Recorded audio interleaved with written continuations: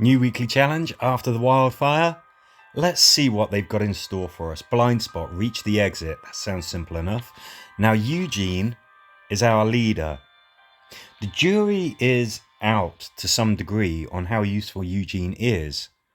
Those skills, they're not massively great because if you take on some enemies of a much higher level, you're pretty much going to get reduced to your red health bar straight away. But I have seen people, especially in my guild, using him to very good effect in the survivor battles for guild wars. So, it'd be interesting to see when this comes out as well. So, I don't know. I would love to know if you have had, a lot of good use out of Eugene, or if you don't really rate him that much at all. Personally, I'd find it very difficult to take him instead of Fighter Rosita, who I think is by far the best bruiser class. And Eugene, absolutely one of my favourite characters in the show, but yeah, I don't think so great. So this one's a little bit of a convoluted one. I think we are going to have a big guy to deal with as well. Let's do this. Let's do this. He's a bruiser, so he can take the hits. We've got a threat counter, so it's kind of handy that Connie there has got a threat reducing weapon. Something that's perhaps worth noting, though, something that could be seen as a little bit of a mistake with this team, is that these are on fire, these walkers. So if you attack them with a melee character, you're going to take some damage. You can see that's happened with Tyrese there. It's something that's worth bearing in mind. Now, of course, if the person doing the attacking is a bruiser, they've got a lot of health, a lot of hit points. It's not so bad. But there's definitely an advantage to taking ranged characters here. I think keeping it quiet, maybe using those threat-reducing weapons like I've done there is a good idea. Just don't make more trouble for yourself, I guess would be the key there. Not too much to it on this mission. It's pretty much just as it seems. There's some blind corners around which that tank could be hiding, and you've got to make sure that you've got something with enough punch to take down that particular big guy. Don't forget there's the update award, which is available. Double XP, unlimited gas, very, very useful for when you're doing your weekly challenge. And as ever, new survival pass. I would recommend getting the platinum survival pass. You don't have to spend money in this game, but the survival pass is such good value. Okay, secret factory. Kill all the walkers. Gladly. Tell you what, we're not going to have a threat counter or anything like that. Connie gets the assault rifle. I know that people sometimes still ask how come my scouts sometimes have ranged attacks. It's because of using those assault rifles. There's a couple of variants. Started off with the CRM assault rifle, and it just does what it looks like it does. You use the bayonet, and the charge attack is ranged, and it's a real game changer. Hey, Io, you might be able to hear my little cat offering some advice. So kill all walkers. It's not just kill the tough walker. One thing that you've got is time. You can just sit back, maybe even let them come to you.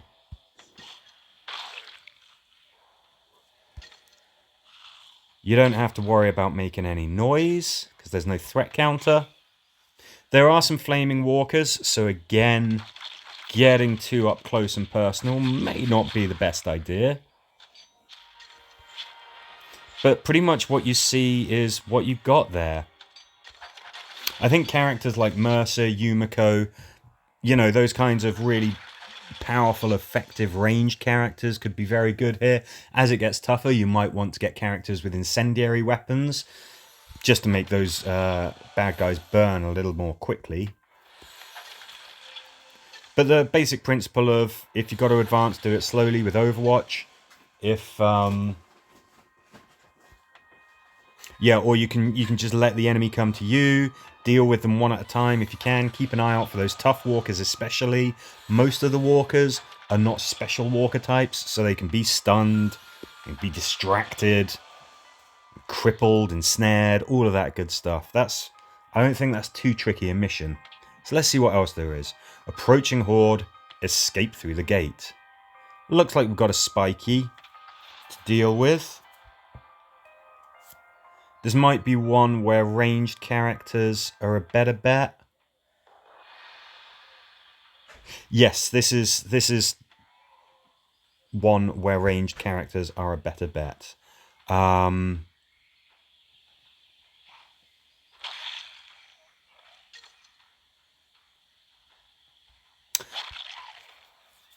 Yeah, I would definitely recommend, say, get a ranged character in Yumiko, have that ranged character open the gate, and when Yumiko stood next to them and she shoots, that character will also turn around and shoot, even though they're opening the gate, even though they're occupied. Doesn't even matter.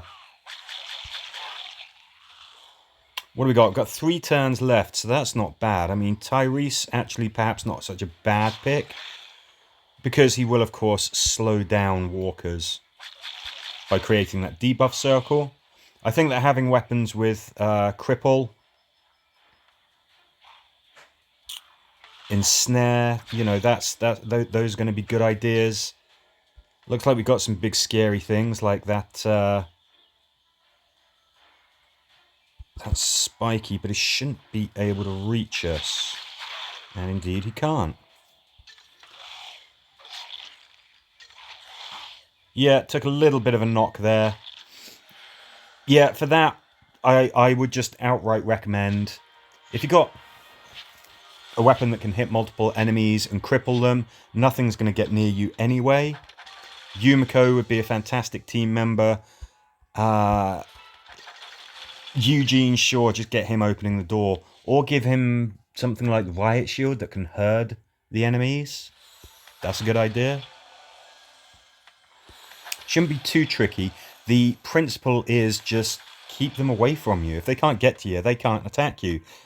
And as they appear as soon as you start opening that gate, but they're quite a distance away. So if you can slow them down, maybe even distract them with the walker mask or flares, or cripple them, ensnare, anything like that, you know, they're not going to be able to reach you.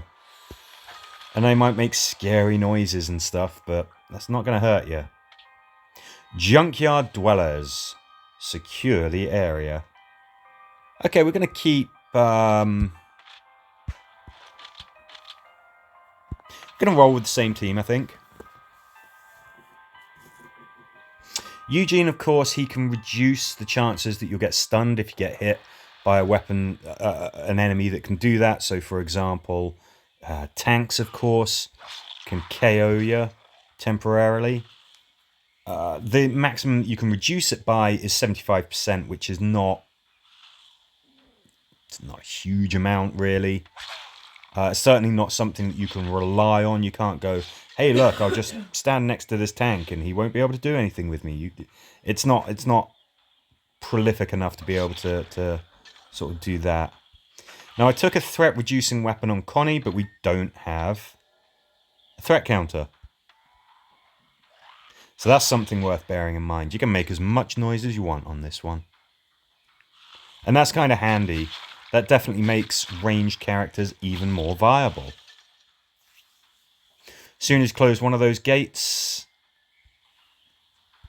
there's still one left there in the top right. We did, of course, have a spiky, so you've got to be able to deal with that.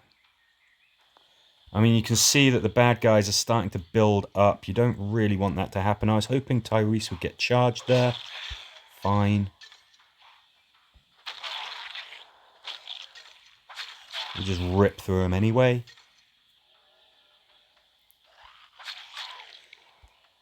Bringing Glenn wouldn't really help because these take multiple turns, closing these doors. If you do happen to close that door before you killed everything, you're going to have to go back and kill whatever is wandering around in that yard.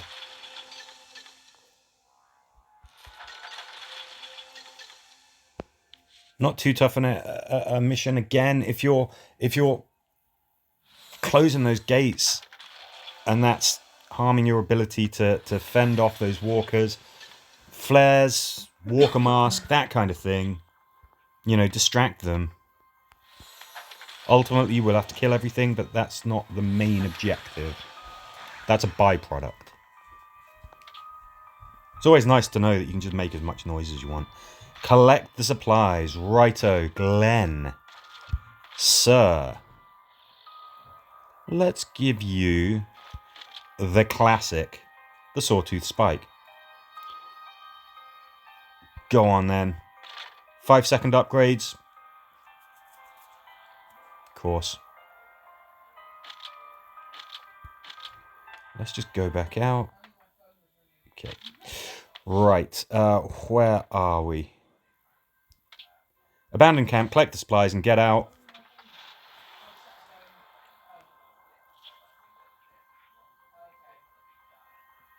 Imagine following Eugene into battle. I guess by the end he was a bit of a he was a much tougher character than he was at the start.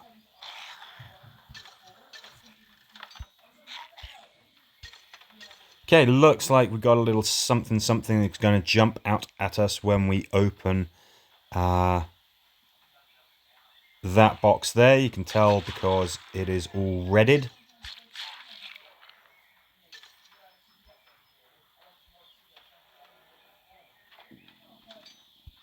Okay, so what we want to do is make sure that when we open this, it's at the start of the turn. Everyone has their actions. Glenn, I think, is a good choice for this one. And it could be that on higher difficulty, something scarier will pop out. There we go. Looks like we've got this guy's attention. So there's going to be a tank that you need to deal with. But you can all take this out quite systematically. There's a threat counter, but if you can minimize that or reduce it, you're going to have a lot less on your plate to deal with. I certainly think that bringing Glenn along, search the other two boxes, and then come back to that one that's going to set off the trap, do that. Deal with that problem, move forward. The tank shows himself, deal with that. Just take it one thing at a time. Good advice for that mission. It's usually pretty good advice in life as well. Are we back at the start now, or have we got one more to do?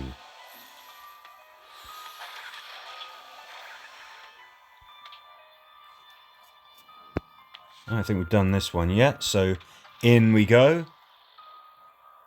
Again, 2 threat-reducing weapons, which are just wonderful, unless there's not a threat counter. There is! Hooray! Vindicated. Now, what do we got? We've got some boxes at the back there. So what I'm thinking is perhaps the better idea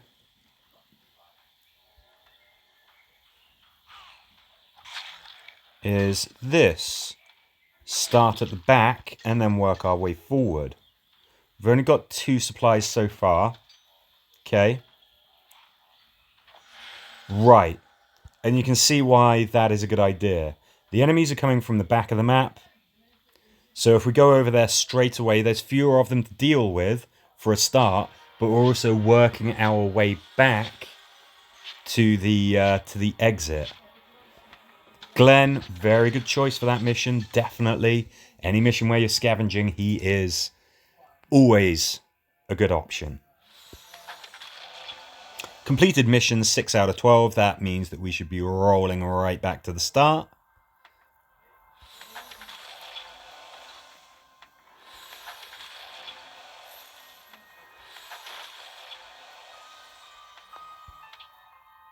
Yeah, back at the start. Okay, so don't forget to activate your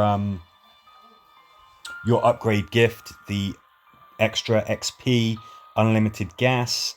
maybe get a few rounds in, and then you're really, really maximizing the benefits of that. If you do have any dramas with any particular mission on here, then please do let me know, and I or somebody else will help. But I think this is an alright one. There's no distractions from Guild War or anything like that.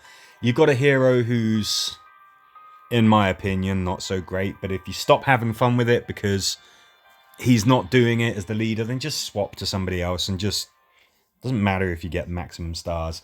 But I hope that you and your guild do very, very well with this weekly challenge. Thank you very much for watching the video, and as ever, catch you on the next one.